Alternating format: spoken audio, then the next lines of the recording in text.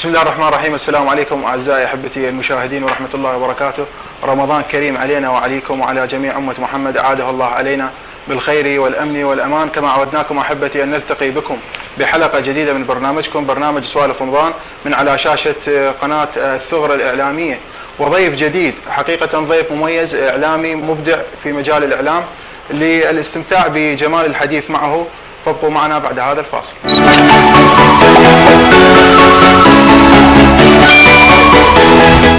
أحبتي، بعد هذا الفاصل نرحب بالأستاذ والإعلامي المبدع أحمد رياض العراقي. حياك الله أستاذ، ورمضان كريم. حياك الله ورمضان كريم عليك وعلى كادر قناة الثغرة الإعلامية، وأتمنى لها مزيدا من العطاء والتفوق إن شاء الله. حياك الله أستاذ، كل الهلا بك، نورتنا ونورت شاشة قناتنا إن شاء الله، وأنت مبدع. أتشرف يعني. الله يخليك، الله يحفظك. أحبتي، للانتقال بكم إلى الفقرة الأولى من برنامجنا، فكونوا معنا بعد هذا الفاصل.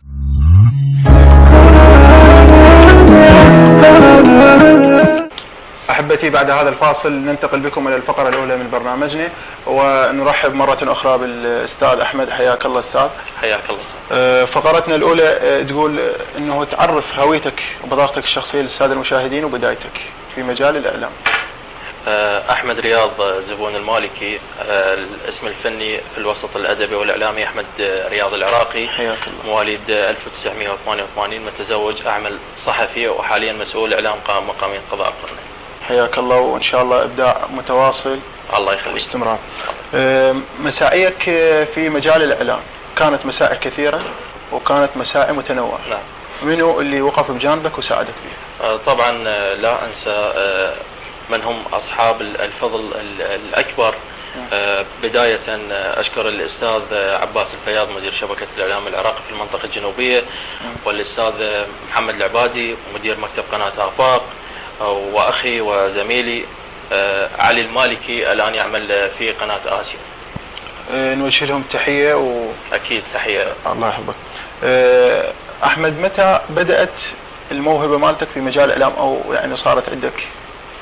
طبعا الموهبة بدأت منذ الصغر، وتقريبا في عام 2003 عندما أسسنا يعني جريدة أو تتكون من 4 صفحات سميناها بجريدة ملتقى النهرين، والتي تختص بمجمل الأخبار في المنطقة، وكانت معظمها الأخبار التي تخص الحرب الأخيرة، الحرب العراقية الأمريكية، وبعض المشاكل والأخبار التي تخص مناطقنا، يعني مناطق الثغر. زين، هاي الجريدة كانت يعني بداية؟ كانت الجريدة طبعا بداية، وكانت في خط اليد. الحمد لله والشكر، الله يوفقكم إن شاء الله. الله يخليك. أحمد، دخولك في مجال الإعلام هل هو هواية أم ماذا؟ طبعا دخولي في مجال الإعلام كان هواية، وهذه الهواية أنميتها من خلال الدورات والمشاركات في عدة يعني محافل وورش عمل إعلامية كثيرة. يعني حاولت بكل طريقة أنه صارت بها عشق، يعني شغلة، حاولت يعني. أكيد يعني عشقت هذه المهنة، واستمريت أنه تصقل هذه الموهبة. استمريت يعني وما زلت أتعلم يعني. الله يوفقك إن شاء الله. أحمد، هل واجهتك مشاكل بمسيرتك؟ طبعا أي شخص يعمل في أي مجال تواجهه العديد من المشاكل والمطبات والصعوبات، لذلك على هذا الشخص أن يجتاز كل شيء يواجهه. أكيد. هاي يراد لها طبعا صبر، ويراد لها أكيد يعني إصرار، خصوصا هي يعني لها علاقة بالحالة النفسية يعني. أكيد. الله يوفقك إن شاء الله. أحبتي، للانتقال بكم إلى الفقرة الثانية من برنامجنا، فابقوا معنا بعد هذا الفاصل. أحبتي، عدنا لكم بعد هذا الفاصل، والفقرة الثانية من برنامجنا فقرة السؤال المحرج. نعم. أستاذ أحمد، كثير ما يقول عنك مغرور ومتكبر، هل هذه الصفة حقيقية موجودة أحمد رياض؟ غير صحيح، فأحمد رياض هو يعني أصغركم وخادمكم، وأحمد رياض طبعا في كل الأحوال والمناسبات هو متواضع. شيء أكيد، بس هو بعد رأي الناس لربما أنه ما معه هذا رأيي وأنا أحترم رأيهم يعني. شيء أكيد. أحمد، تمتلك صفة الخجل عند مقابلتك ويا البنات أو العنصر النسوي؟ الخجل هو موجود يعني لكن يعني يختص في يعني شخص البنت، لا هذا شيء غير صحيح يعني. الخجل الخجل موجود يعني مع الكل يعني. كان يعني في السابق وحاليا ما لا يعني حتى ويا البنات اكو احترام ممكن. الاحترام يختلف عن الخجل يعني ماكو اي خجل. بعد انت رجال اعلامي ويعني الشاشه بعد 24 ساعه الشاشه مثل ما تقول، بعد ما في بعض الاحيان يكون خجل يعني. لا هي يعني الشيء اللي وصلنا قال امام النساء فقط نصر. لا احبتي نشكر الاستاذ احمد لاتساع صدره للاجابه على اسئلتنا الاسئله المحرجه. احبتي للانتقال بكم الى الفقره الاخيره من برنامجنا، فكونوا معنا بعد هذا الفاصل.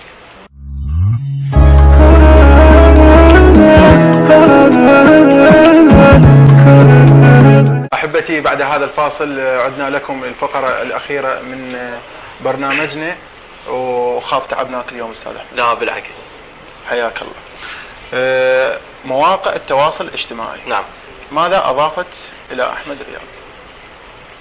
طبعا مواقع التواصل الاجتماعي انا اعتبرتها يعني كرساله يعني. ارسل يعني نشاطاتي او يعني ما يدور في مناطقنا خصوصا في محافظه البصره من اخبار ونشاطات انقلها عبر يعني صفحات التواصل الاجتماعي اللي اسستها يعني ادشنتها. زين، هو مواقع التواصل الاجتماعي يعني استخدمتها بس بمجال عملك او مجال في بعض الاحيان يعني انشر الصور الشخصيه، اغلبها يعني تخص الصور اللي التقطها في مجال عملي يعني. احمد، ما هي ابرز القنوات اللي عملت بها؟ بدايتي عملت في مجال الصحافه. طبعا عملت في جريده البصره اللي الصادره من ديوان محافظه البصره، وبعدها عملت في جريده مجلس محافظه البصره ايضا اسمها البصره. ويعني اغلب الصحف محليه. عملت بعد ذلك يعني في وكاله العراقين، وكاله اخباريه. انتقلت يعني في نهايه عام 2012 تقريبا بشهر 11 في منتصف شهر 11 الى مجال التلفزيون يعني بفضل الاستاذ محمد العبادي واخي الاعلامي ساعد المالكي. عملت كمراسل في قناه آفاق في برنامج رساله البصره الاسبوعيه، والذي كان يبث على قناه الفيحاء وآفاق في ذلك الوقت. وحاليا بعدك مستمر؟ بعدها يعني بعد تسنم النصراوي منصب محافظ البصره انتقل البث الى قناه الفرات والنعيم والفيحاء. يعني بقيت يعني اعمل كمراسل يعني ما دخلت يعني كمقدم برامج. بعد افتتاح قناه البصره، والفضل طبعا يعود الى الزميل ابن منطقه قضاء القرنه ابو ادم الاستاذ حيدر السعد، طبعا نوجه له تحيه. نقلني من مرحله المراسل الى مرحله مقدم البرامج. نعم.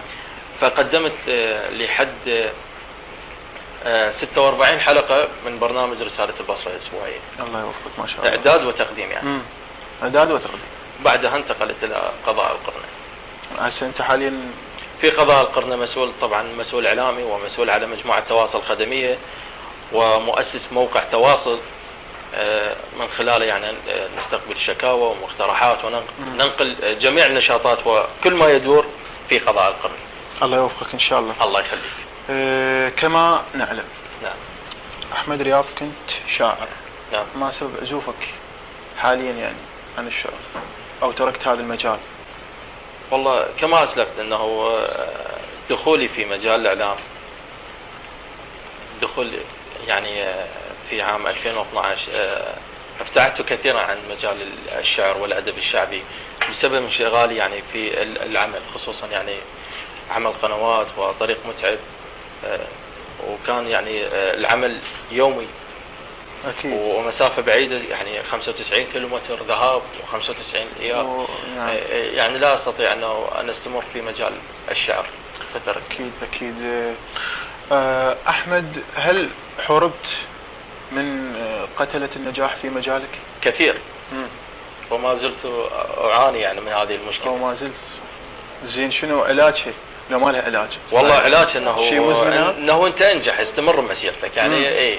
ما راح اي واحد يقدر يعني يوقفك يعني انت اذا نجحت يعني هو هذا انتصار يعني فعلي أكيد. على قتله اكيد اكيد. الله يوفقك ان شاء الله ومبدع ويستمر ابداعك ونجاحك بكل المجالات ان شاء الله. الله يخليك استاذ حسين. احمد، اين تحب ان تصل في المستقبل؟ والله يعني احب يعني اعمل في قناه يعني معروفه، قناه عربيه. طبعا الكثير من زملائي والله يوفقهم عملوا في الكثير من القنوات العالميه والعربيه. احب يعني اعمل في قناه يعني غير محليه ولا تنتمي الى جهه سياسيه معينه. نعم. خصوصا الحكوميه، حتى يعني اقدر يعني اعبر، اقدر انقل صوره يعني تحت حريه اكثر. اكيد اكيد. احمد، نشكرك على كلامك الجميل وامتعتنا حقيقه بالحديث معك. احمد، كلمه اخيره توجهها للساده المشاهدين ومتابعينك. طبعا اتمنى من الأخوة في قناة الثغرة الإعلامية مزيد من العطاء والتفوق، وطبعا هذا المجال صعب ويراد له يعني جهد. أكيد. وإن شاء الله أنتم بكم البركة والله يوفقكم، وأنا بدوري راح أساعدكم، وأنا أخوكم الأصغر في يعني أي شيء تحتاجون أنا خدمتكم. أحسنت، حم الله وديك، تسبغ بكل شيء أستاذ أحمد وما تركتنا بكل شيء. نشكر الأستاذ أحمد على حسن وسعة صدره وجمال حديثه. الله يخليك. الله يحفظك.